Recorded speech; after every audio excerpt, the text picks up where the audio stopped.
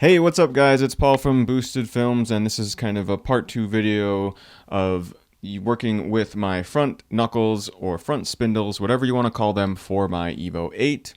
So I sent them off to have them sandblasted and powder coated, so that's what you see here. I also have some new front hubs ready to be installed as well, and a new ABS sensor. And in case you need a quick refresher, this is how awful they looked when I took them out of the car, so they definitely needed to be cleaned up a bit.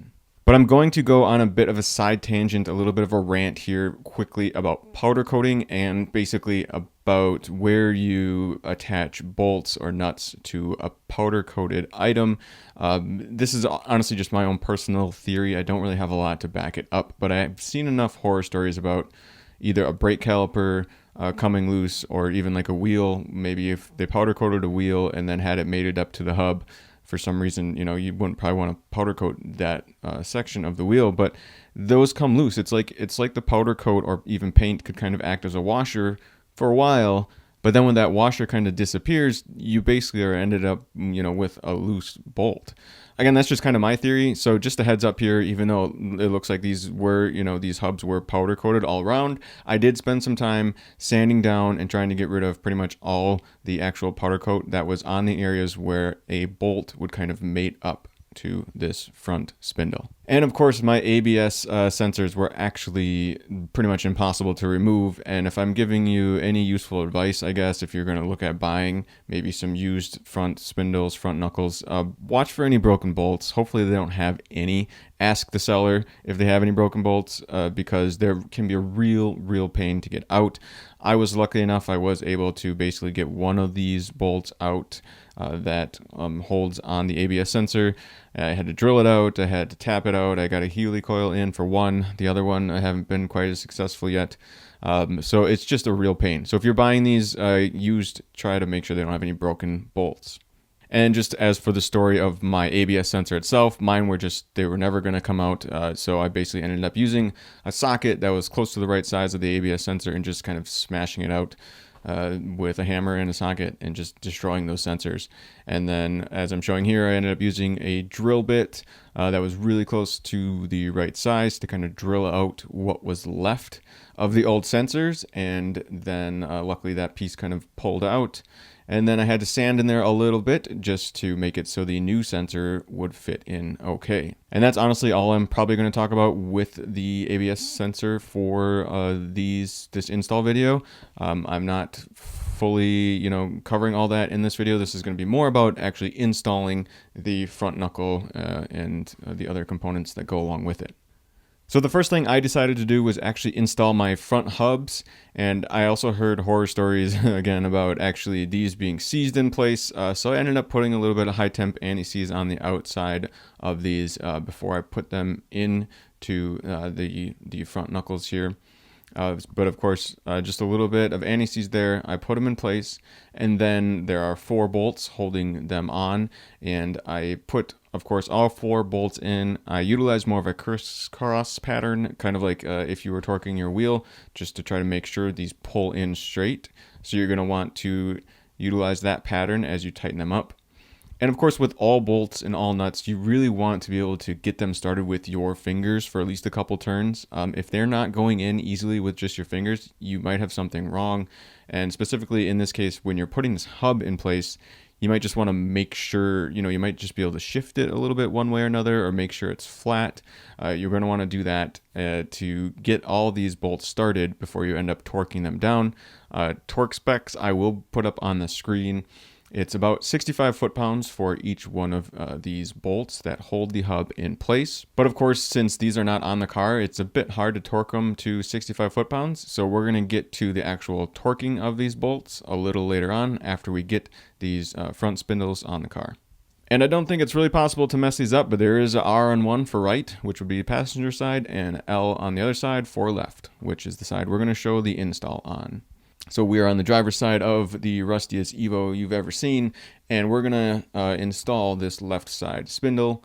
But before we do that, I'm going to go to the lower ball joint here and just show you this little notch taken out of the lower ball joint. That is where the bolt goes through. That kind of holds the spindle to the lower ball joint. So you're going to be mindful of that notch. If that bolt isn't going in, on the bottom, it's most likely because you didn't hit that notch or line it up right.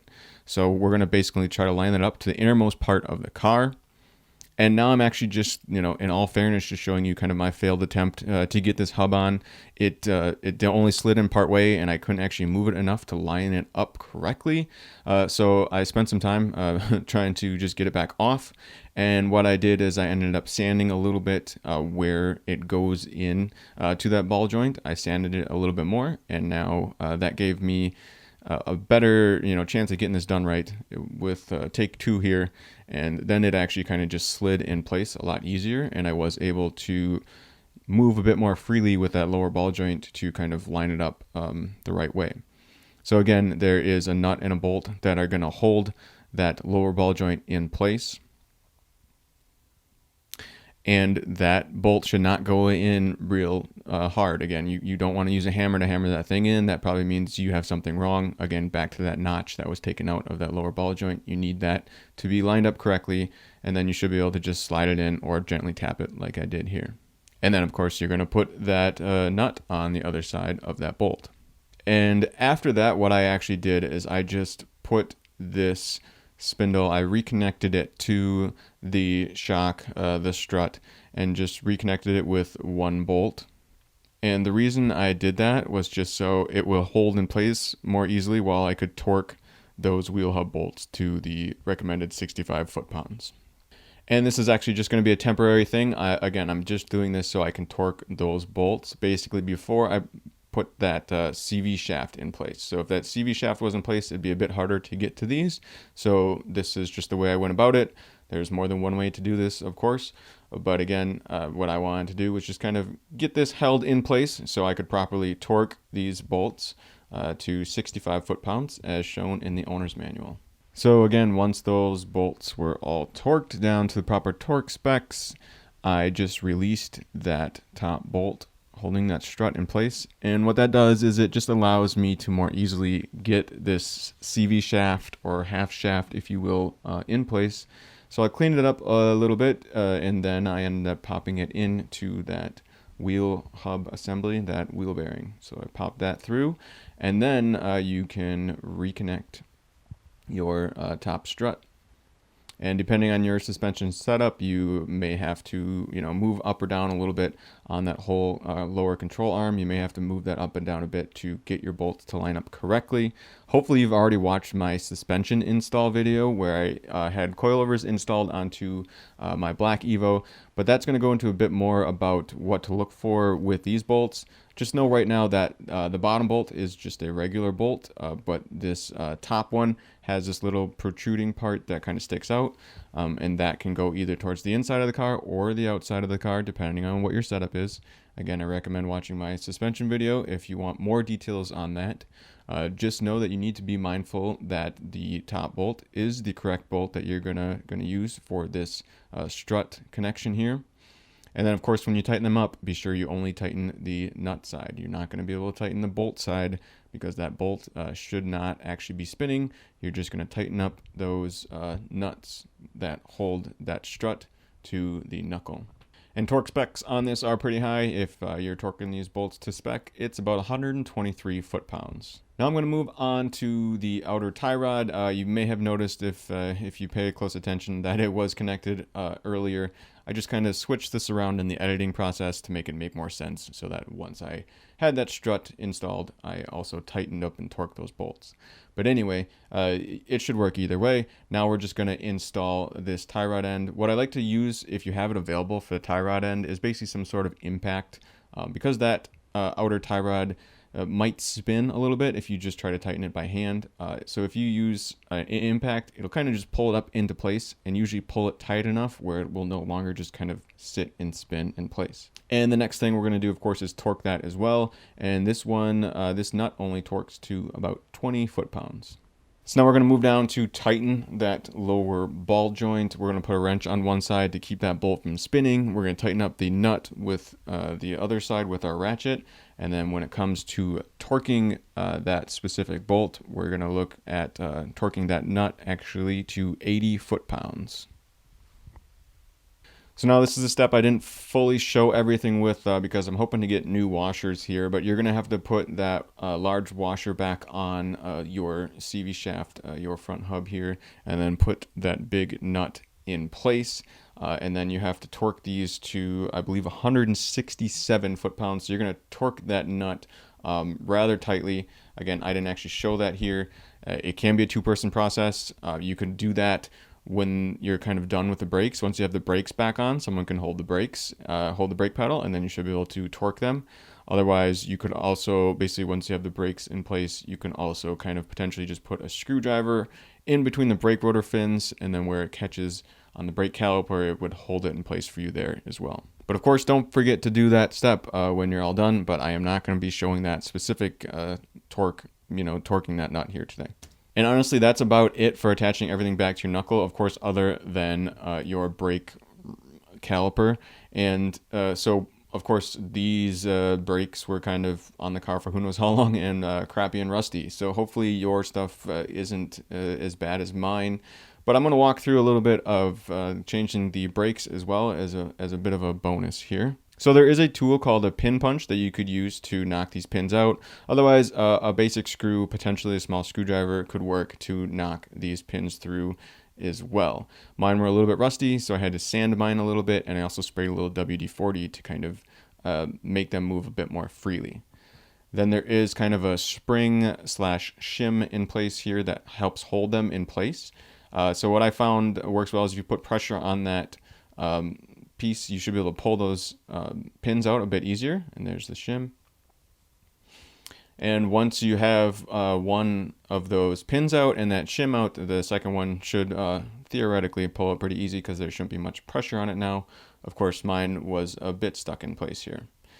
So I took these components out, I sanded them all down, and then cleaned them up a little bit to get them ready for install. And a bit of a tip, actually I think they did it wrong on this car when they did it initially, but there is what's called a tattletale, or some people call it that, a little piece that protrudes out of the brake pads that basically once they get worn down so far, it would rub against the brake rotor. Just so you're aware, those typically go to the outside. I just pulled it out of this one here and I'm pointing it out. But in this one, it was actually set up wrong. It was on the inside of the caliper. You're going to want it more to the outside. It's going to be the outside most part of the car. That's where you're going to want to install that brake pad with the little tattletale on it. So again, my stuff I'm working with is a bit rusty, but it should still be functional. So I'm cleaning it all up and just trying to smooth it out a little bit. And then we're going to put some grease on it. They do actually recommend you use more of a high temp grease.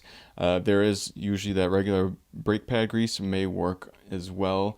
And kind of the main theory here is that you want to end up putting grease on anywhere that kind of metal on metal kind of contacts, if you will. So on the back of the pad, a little bit on probably the sides of the pad as well, kind of where they go in to the actual caliper. But the trick here is, of course, you don't want to get any grease like on the pad material itself, just only like the metal portions of the pad. And another thing you might end up needing to do is to kind of press in those pistons in your brake caliper, because basically, of course, once your pads wear down and get thinner, those pistons come out farther. So since these obviously are not the best looking calipers anyway, I just ended up using an old brake pad and a C-clamp on mine just to put some pressure on to bring those calipers in a little bit. And what that's going to do is allow you to fit those, thicker, meatier pads that you're putting in place. In order to do that, you're just going to have to make more room in there. So you're going to have to press, basically push those in. You might be able to do it by hand. You might be better off doing it while the caliper is actually still bolted onto the car. And then you could put, basically, I've seen people put a screwdriver and some sort of cloth or something, a larger screwdriver, between the caliper and the brake rotor, again, when it's bolted on the car. And then you could press on that a bit to push it in. And sometimes, honestly, these shouldn't be that hard. You can almost push them by hand if you really wanted to. And you could also remove the cap from your brake fluid reservoir underneath the hood as well. So basically, again, mine were pretty dirty, so I spent quite a bit of time just actually cleaning them up, getting rid of any of the old buildup that was in there, and just going through them a little bit, making sure my new pads would fit in fairly easily when I went to reinstall those.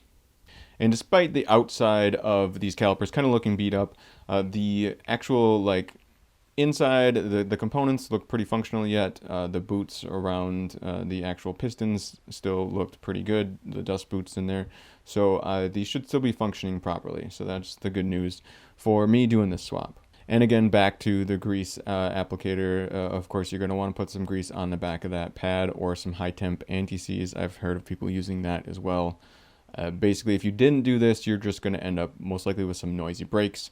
Of course, us EVO guys actually like to run some strong pads anyway that might squeal no matter how much grease you put on, just because of the actual compound of the brake. But this could help either way with some of that friction that would potentially build up with any metal on metal.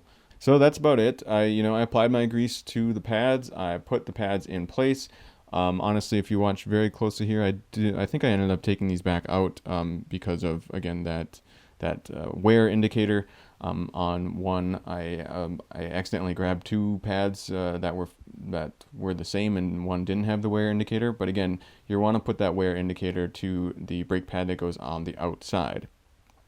And also, while doing a bit more research on this, it does sound like there's actually a Brembo shim that typically comes with like the OEM pads that you're supposed to, if it's still in good enough condition, you're supposed to take that shim off of your old pad, basically on the back part of the pad itself, and then reapply it to your new pad. I'm not sure how often this still happens anymore.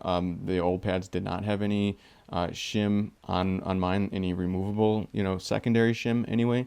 So I think it's just fine as long as your brake pad itself has some, thinner metal material on the back. I think they're still going to work just fine. But just something to watch out for if you do happen to take off your old pads and they have the little Brembo on them, a Brembo shim, then you might be able to transfer them to your new pads. And then just regarding the install process, I like to put one pin in pretty much all the way first, and then I put that shim in place. I start the second pin, start pounding that second pin back through, and then just use a little force from my finger to kind of hold that shim spring, whatever you want to call it, down to slide that pin past it and get that second pin in place.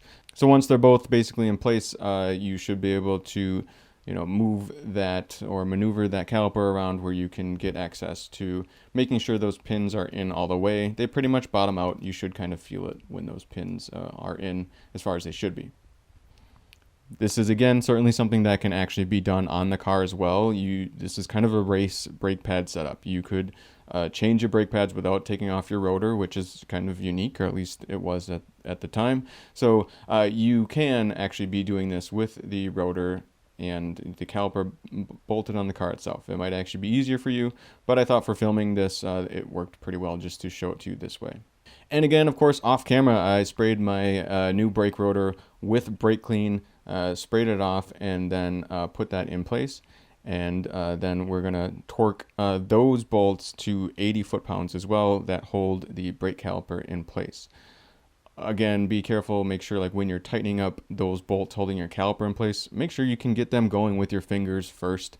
Get them started before you start just putting a ratchet on it. Make sure they go in. They should go in fairly easily. If they're not going in easily, you probably just need to align your brake caliper a bit better and make sure it's lined up appropriately. Sometimes it also helps to push your brake rotor in place because, of course, your brake rotor is just kind of hanging out there.